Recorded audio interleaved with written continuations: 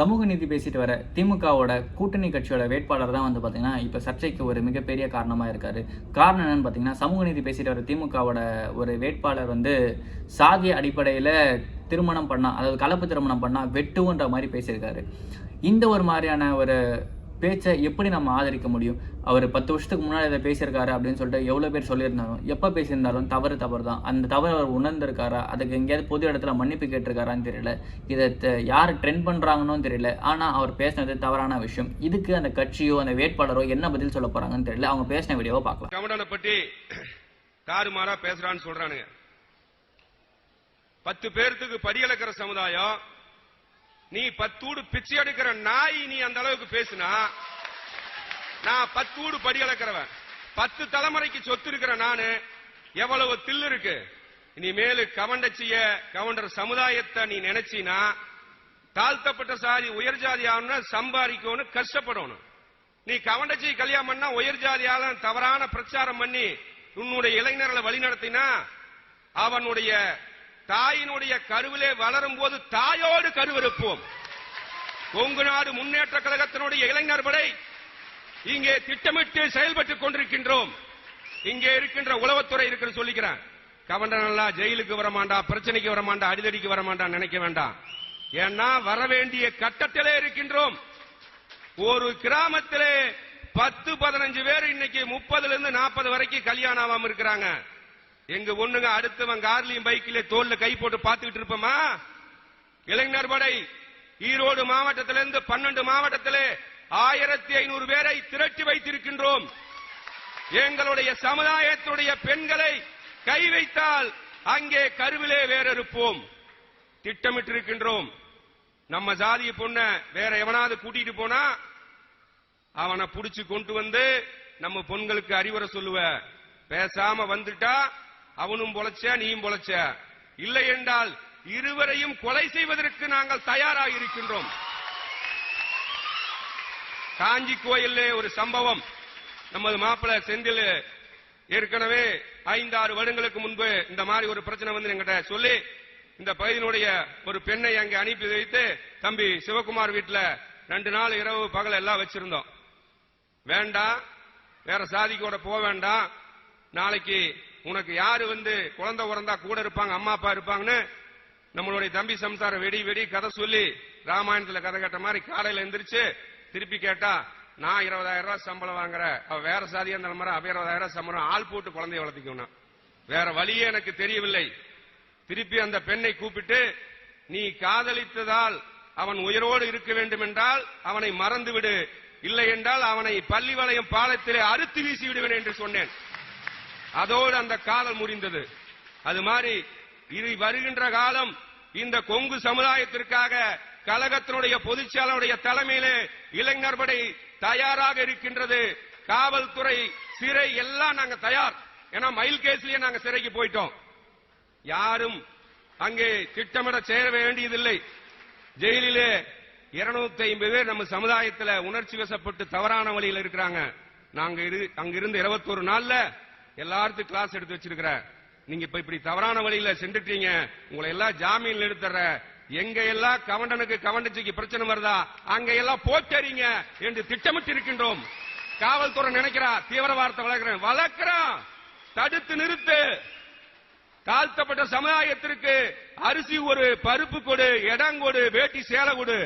சட்டத்தை சாதகமாக கொடுத்தால் இந்த கொங்கு நாடு முன்னேற்ற கழகம் சட்டத்தை கையில் எடுக்க வேண்டி வரும். சட்ட ஒழுங்கு தமிழ்நாட்டிலே கெட்டுவிடும். நீ அந்த ஜாதியை சொல்லித்தானே இலவச வீடு, இலவச அறுப்பு எல்லாம் வாங்குற. அங்கே உன்னுடைய அந்த ஜாதியை சொல்லி அவ்வளவு சலுகை வாங்குற இல்ல? ஏன் அந்த ஜாதி சொன்ன உனக்கு வலிக்குது? பிச்சைக்காரன் தான் சொல்ல முடியும், சொல்ல முடியும்.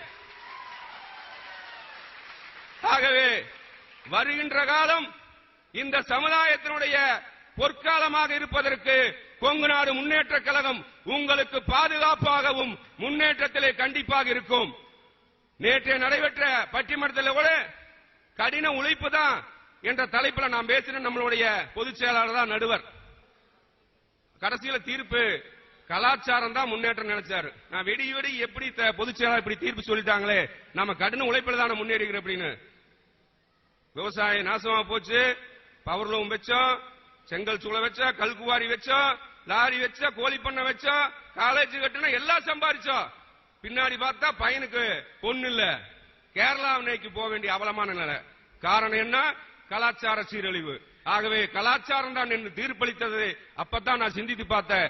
ஆகவே நாம் இதெல்லாம் சம்பாதிக்கிறதை ஒரு உரம் வைத்துக் கொண்டால் கூட நாம் கலாச்சாரத்தை பேணி பாதுகாக்க வேண்டும். அதே நேரத்திலே பெண்களை மட்டும் நாம் தவறு கூறக்கூடாது. நாம் பெற்றோர்கள் அந்த எல்கேஜில சேர்த்து கல்லூரி வரைக்கும் படிச்சு அப்படியே வேலைக்கு அனுப்பிச்சிட கேம்பஸ் இன்டர்வியூ. அந்த பெண்ணுக்கு என்ன கூட்டம், சமுதாயம், கலாச்சாரம் அதை பத்தி எதுவுமே தெரியறதில்ல. அங்க ஒரு 20,000 ரூபாய் சம்பளம் வாங்கி வந்து கொடுத்தா சரி, புள்ள சொன்னா சரி, எதையுமே கேட்கறது இல்ல.